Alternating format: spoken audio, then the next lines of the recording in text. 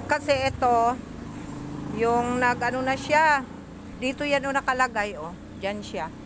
Diyan siya nakalagay, yung, ano, yung, tawag yung plants na ito. Yung bilog, yung snake, parang snake plant.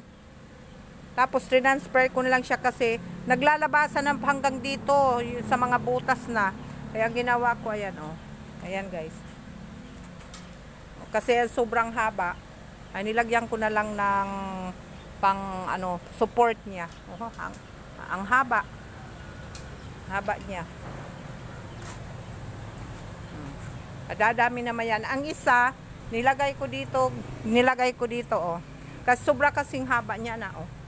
Hindi na kaya sa ano, hindi na kaya sa yung sa lalagyan, super haba, mas lalong matutumbo. Ay nag-iisa lang siya.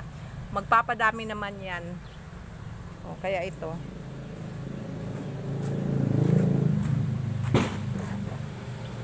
Madalang kasi akong, madalang kasing ganitong halaman dito sa amin. Kaya, dumami na siya. Kaya, inano ko na lang. Kaya, nilipat ko sa ibang lalagyan naman na dadami naman yan.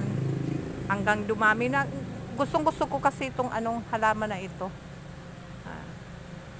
Gustong-gusto kong halaman na ito. Ewan ko kung anong pangalan ito. Basta parang snake plant siya pero bilog.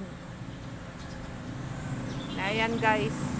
Masarap, maganda kasi tingnan pag maraming mga halaman. Oh, mga halaman. 1, 2, 3, 4. Oh. 5 na siya. Pang-anim yung nandun sa dulo. Dadami pa yan. Kaso kay humahaba siya. Tumataas. Kailangan may tali at support siya.